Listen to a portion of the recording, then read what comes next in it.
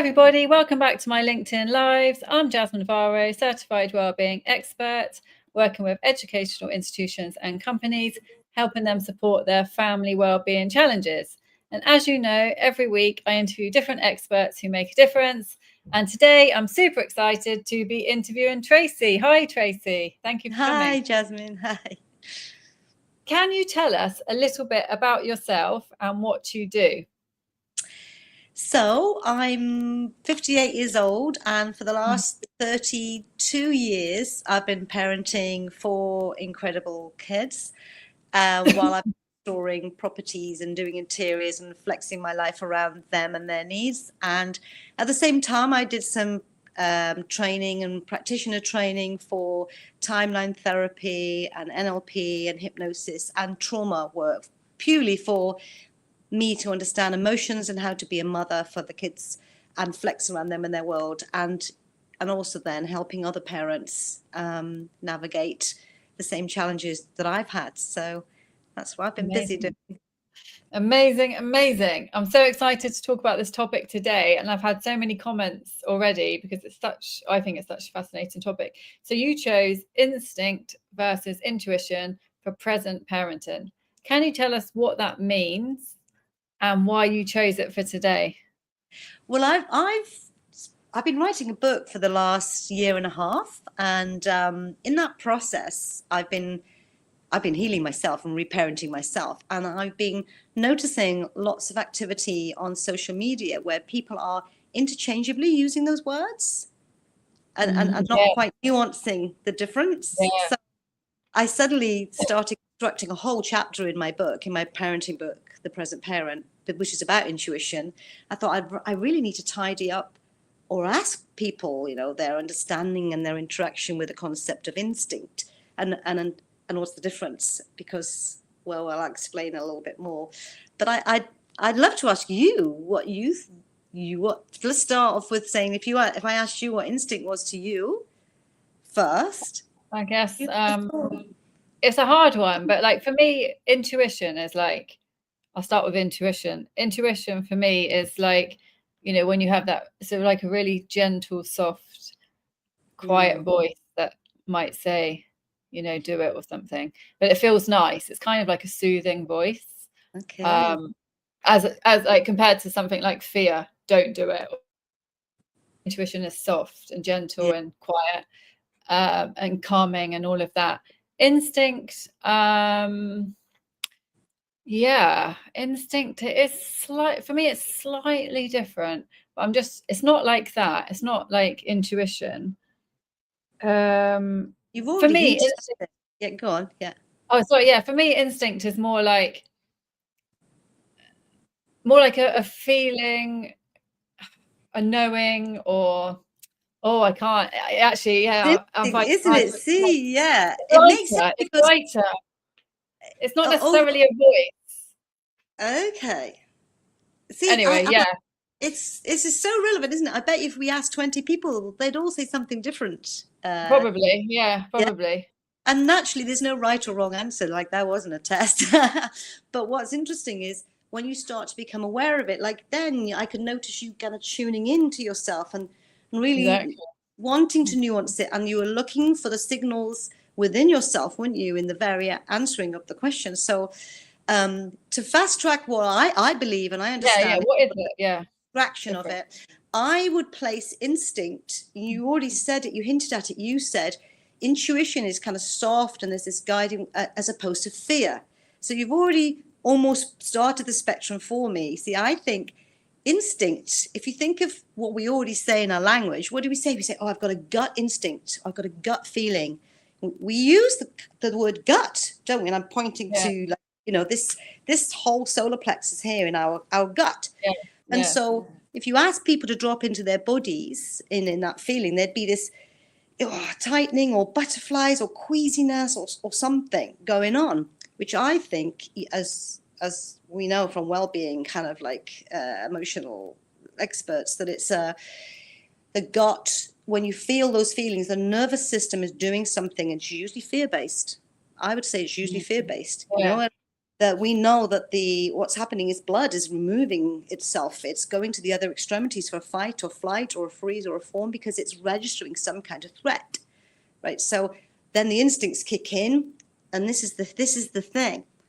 Are we saying then in that very moment our perception is there is a threat outside us, or are we traumatized and remembering a threat?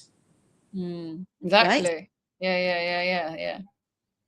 So in some situations, there could be a genuine threat. Your instinct would say, jump out of the way, a boss is coming, and then your fight or flight response would kick in, right? And your stomach would lose blood because guess what? The body doesn't digest food when it's trying to flee from some kind of threat, predator or a big giant boss. It's funny that you say that. Sorry. It's funny that you say that, because now I'm realizing more what the difference is for me, because I think when it's something trauma related, I think it feels more like fear. Yes. But when it's like an instinct, I think it just feels like a sudden movement or something.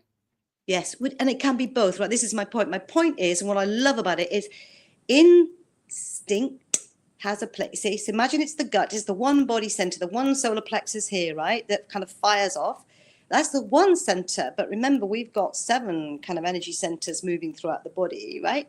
So that fires up to pay attention in the moment, rapid, right? This is a primal survival response gifted to us from our ancestors in every cell in our body. When we're babies, we've got that startle reflex. It's right there. I love it, right? So it's got a beautiful place within the intuition story. It's essential. So it's like, but it's almost like a match that's been struck that says, oh, get the body online, right? Get the body online. Something that's instinct. Okay, yeah. That instinct. Yes. It starts with the gut. Feeling the gut, and your body pulls you there. You can't avoid. Oh, it's all going on, and whoa, right? Heat and everything. And what I love about it, it's one part of intuition. And why I like the way you then described intuition as being something softer and easier and less fear-based is because once we breathe into that moment, right, and we get all of the body centers online now, all of the nervous response, and right, activating everything, then I feel we're saying, okay, let's not just isolate the one area and perceive this as a threat and a panic. Let's breathe. Let's land. Let's just pay attention. If there's a real threat, your body will have already jumped out the way. It doesn't even go through the prefrontal cortex. It takes care of the physical matter. Yes, that's true. Rapid. It's amazing. Yeah. Isn't it?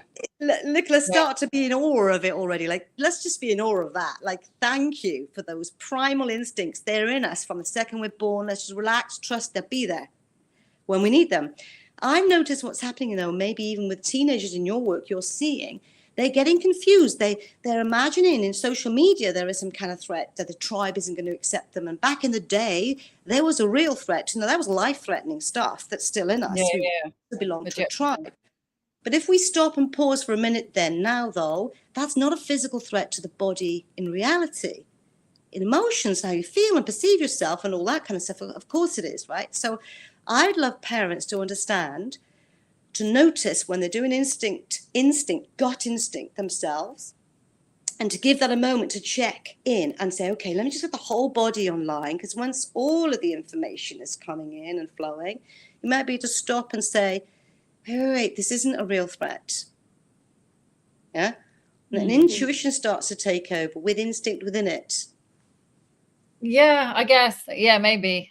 Not necessarily for me, but yeah. I guess, like you said, I guess we might feel it differently. For me, they don't normally come at the same time, the intuition and the instinct. Interesting. Different. Isn't it? Yeah. For me, intuition, there's always a message, like words. And you can hear it, the sense of feel it. I can sort of feel the words. Yeah. Maybe I can hear them, but I sort of feel them. It's like the words. It's like my stomach's talking. That's how I can explain it. Like I get I do get messages like, I've met people and I'd get a message like, I don't know, it might just say, this person's going to be really important for you or something. And then like 10 years later, it's like, wow, that was true. Things like that, or be careful of this person. Sometimes it's just an instinct. So it's like a feeling to watch out for. But occasionally I get messages when I meet people for the first time. Not always, though. I think it's only if it's something important, like they're either going to be really close to me or there's might be a problem, then I'll get the message. But if it's just maybe normal sort of meeting, then I don't necessarily get that message. I love that, because what you're saying there is that you're tuning in, you're listening, you're trusting that your body will give you some information. So it kind of introduced parents to what I call the 7 levels. So they're like the plexus centers. So I'm kind of merging a bit of spirituality and science, really. I'm fascinated with neuroscience. I'm fascinated with the body, biology of beliefs, and how we feel. We create our own hormones in our plexus centers, Let's break it down, though. Yeah. Sorry to interrupt, but Kurat says the explanation. So she loved your explanation. Thank you so much. And thank you, everybody, for joining. Yes, let's keep it simple. So what's the benefit of knowing the difference between instinct and intuition for present parenting? And what is the absolute difference then for you? I know you've kind of said it, but for somebody who doesn't really know much about this in a simple... Yeah, thank you. Thank you for asking. That's such a beautiful question, because I feel that I want to trust our instincts, that gut instinct, right, to get the attention. What I'm trying to do is help parents to, when they're responding and interacting and being present with their kids, right, we can sometimes default to reacting in fear, That's right? true. Suddenly it's this fast reactive response of like, oh no, what if, So I'm trying to slow it down and getting it back in the body, say, let's breathe into this, because it could be a genuine kind of threat that we have to address, right? Or it could be a perceived threat or an imagined threat. And then the body's operating like it's in fear, fight mode, when actually, when you break it down with your child and you ask the right questions and you slow it all down and you get back in the body and you get everything online to get all the information and say, what are we going to do with this?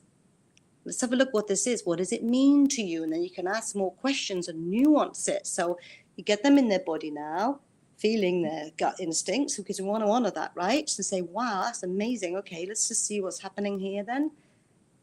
What's the threat? And if it's not a threat, it's just interesting information, awareness, so that they can make the decisions because of the intention that they want. You're starting to activate their voice, their heart, their mind, their purpose, and you start to put everything online. It's going to feel different then, and that's intuition to me. So the goal is to be, I guess, aligned, present. Yes. Yeah. But to honor what's coming up. So it's not judging it, it's not dismissing it. Could be really relevant, but it's like the match really that strikes the flame in order for you to navigate through the moment with your child or yourself. How does a parent know then, so what do they do? Something happens, they're having this feeling, like how do they know if it's instinct, intuition, and what to do next? Yeah. So this is that. So first getting into the body, and if you've got that kind of sicky feeling in your gut and that, oh no, like feeling of dread, and you're starting to do dread chemistry in your body with your thought processes, it's having a real moment of compassion there for the self, because that could be very relevant to this moment of interaction between you and your partner or your child, right? But if it's because of some point in the past, there was a childhood trauma, for example, you want to be able to say, this is some healing I need to do with inside myself, because I'm going to keep presenting it in this present moment with my child. If I don't understand, I'm doing fear, because that's what happened to me as a kid. But how would a parent know that in the moment? Because it all happens so fast, doesn't it? So Absolutely. Do you mean if something happens, they need to just pause? That's the first response. Yeah, exactly. Breathe, be curious, awareness, just playing. And then hopefully the signals will come up softer each time then. If we ignore all these signals, I think our bodies shout louder and pain comes. Oh, definitely. Yeah, so it's practicing the art of being curious about what they're feeling in their body and where they're feeling it. So I've got a question here on Instagram. Sorry, from Lucy. Hi, Lucy. How are you doing? It's sort of similar question what we've just been talking about, but in fast-paced work or parenting moments, how do we pause long enough to hear our intuition? Oh, that's so. Yeah. I'm hearing that person linguistically saying they hear in their intuition. So it sounds like they are leading with hearing voice, a voice in their head or something. Whereas you mentioned it's more of a feeling for you, and then something. Yeah, So I guess. But yeah, yeah, how do they pause long enough yes. So to get the what if? message? Yeah, because Mm. this is a really important question. Because I know with 4 kids how busy it gets. So I'm a Yeah, stay-at-home mum, and I was very in the thick of it. So to be able to breathe into a moment and pause for just a moment, sometimes we could think we haven't got time. Suddenly now you're talking about your relationship with time. That's something else again, right? I do a whole chapter on that because totally. I can relate to that. Just like, oh no, I've got time. I've got time to pause. But it's Exactly. what if we did have time to pause and take a breath in that moment, and then it will save time later. Because I know when True. a child has a meltdown, because I'm having a meltdown, time is Yeah, wasted, terrible, everybody loses. So it's like practicing the art of saying breath. And I yeah, find that when the kids have gone to bed and you're just drifting asleep yourself exhaustively from a busy day as a parent, to be able to check in with yourself in that moment, like a little meditation of 15 minutes before you go to sleep, to say, how did I show up today and how do I want to show up differently tomorrow?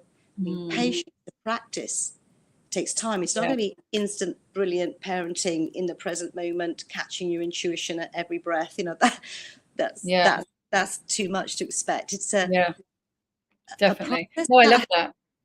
I love what you're saying about sometimes it's always the simple things actually, isn't it? But we've got another question from Mark on Instagram. Hi Mark, how are you doing?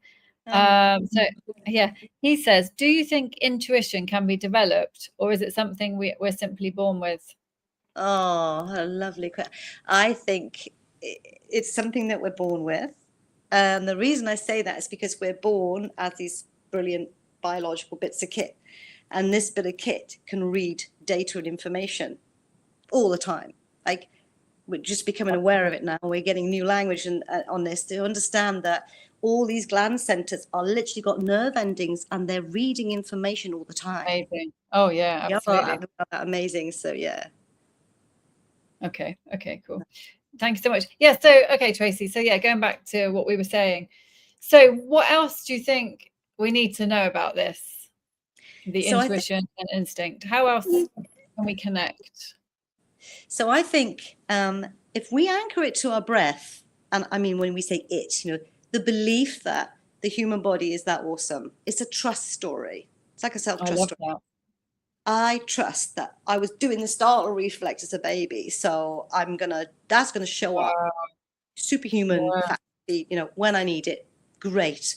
So now I'm going to notice all the times I might have been overstressed and anxious about things when it wasn't so relevant. So you're really relating and understanding how you react to life itself with yourself. So my book's not going to tell anyone personally about their own story. It's just going to ask questions and bring awareness so that we can start to say, when did I show up? Like you gave some examples, like that just felt really intuitive. And it's giving those moments where you're drifting off with a sunset or a top of a mountain or looking over at a lake or just a tree wobbling a leaf wobbling on a tree. You're really saying, I want to understand more about how beautiful this intuitive, what do I mean for myself? What does it mean to me? No one can tell me what it should mean.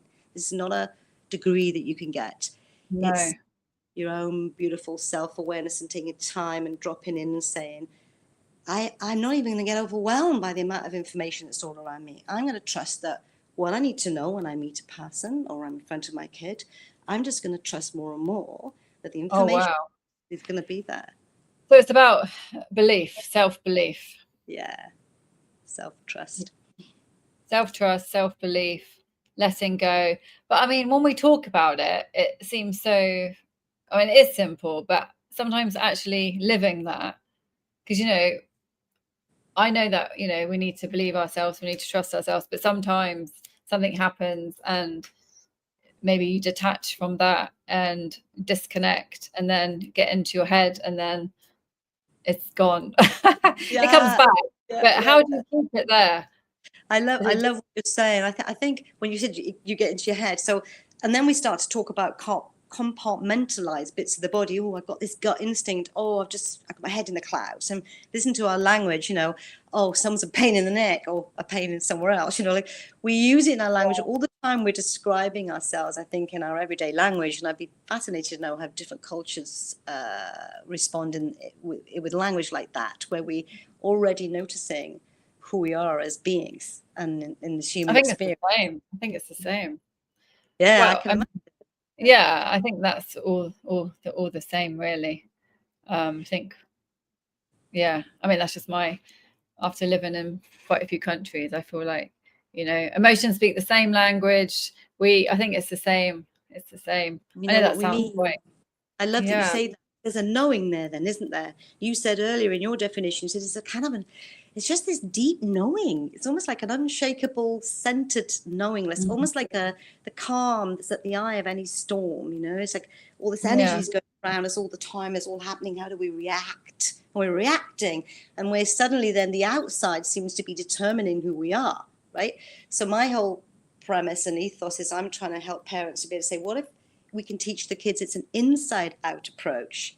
We can trust and know and settle and get excited about the awesome bit of kit that we all are. Everybody is better than anyone else. Yeah. Is there anything else that you do or would be beneficial for parents, children to, connect more with ourselves? I know breathing, pausing is so important. I mean, maybe that's just enough, but like in routine, something small that people can start doing straight away. Yeah, the pausing, pressing pause, even the power button to press pause, and then in that pause moment, understanding and believing that you're in control of you, and you're modeling this to your kid. Yeah, which is amazing. Right, I'm in control of me. I chose to react that way, and you start to change your language. Wait, this is happening for me. Wait, I can choose infinite number of ways to react to that situation. What did I do then, and why? What do I want to do now? Why? And just to ask those fun and be fun, have fun with the questioning of the self, rather than a inner critic voice being hard on yourself, because you've been programmed to do that from somewhere in the past. What's a good question to ask? The first good question for somebody who. How can I choose? How can I choose to respond to that? Yeah. How can I choose? Again, of course, it's all about awareness, isn't it? Deepening your self-awareness. And you're slowly telling yourself a new belief now that I can choose, that I have choices. Well, how do I want to choose to react to this? And if you react a certain way, you can ask yourself later in the day when everything calms down, what did I do today and what do I want to do different tomorrow? Because then it's not everything has to be different. You're not going to be aware of everything. You don't have to be aware of everything. It's just a few things where you can say, how do I want to show up tomorrow? What did I love about? Be kind, right? What do I love about how I showed up today, and what am I going to do different? Dude, amazing, yeah. But I also do think, I know we're running out of time, but I also do think, if there is trauma, which most people have had some kind of trauma, I think, of course, we can talk ourselves. Our words are really, really powerful, and they can change so many things. But I think sometimes you do have to do deep inner work as well, because you can talk yourself out of things and talk yourself in things, but if you're storing and holding on to deep emotions, those emotions will be stronger than anything we say. Yeah, absolutely. And they'll keep showing up until you listen. Yeah, exactly. Time to listen. Process them. But no, we've got another question before. Okay, I think we've kind of answered this one, but it's from Sarah. Hi, Sarah. How are you doing? Thanks for joining us again. She says, which we've sort of answered, but maybe we can say a bit more. What practices help you reconnect with your intuition when life gets noisy? I'm going to say the breath again, because there's something in breath is such a normal thing we do anyway without even thinking. You can stop and consciously breathe and make it, then you're making the intuitive kind of process as natural as breathing. So I'll anchor the two things together, because everyone knows that's not hard work, right? You do it when you're sleeping and you do it all day. So to be able to go practice interrupting your own old patterns, really, that's what you're doing, to say, breathe, land, like just breathe, just connect. And I actually imagine like a light going through my body, connecting all of my nerve centers, because I'm thinking I want to be online. We use this language now anyway, right? So you suddenly notice that language everywhere now. I want to be online. I want to be in flow. I want to activate all of the awesomeness of my body when I'm present, with other people. So I think, yeah, from what you've been saying today, and it's really interesting, we don't need that much time to have, powerful and different results. Again, it's about, like you said, pausing, breathing. I mean, you can spend 2 minutes probably, and that could change things for the better for you. Absolutely. And practice the art of it. Yeah. Yeah, no, brilliant. Thank you so much, Tracy. It's been super, super interesting. Yeah, I love hearing this. And even if you've heard some of it, it's always good to hear it again, isn't it? Because you learn, it just stores in our body more deeper. But is there anything else you want to say before we go? And how can people find you? Yeah, I'd love to say, okay, so I'm on across all the social platforms. I'm called Intuition Legacy, across LinkedIn and TikTok and Instagram.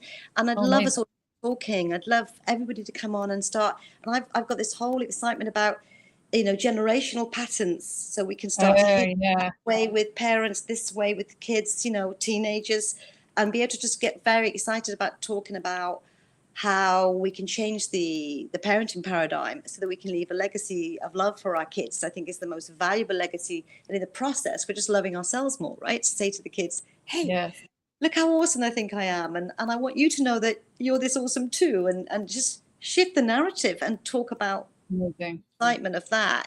So anyone who wants to get chatting with me and co-write some last chapters of my book, I'm really close to finishing now. And anyone that wants to say something or put a request in for something to be in a chapter, I can.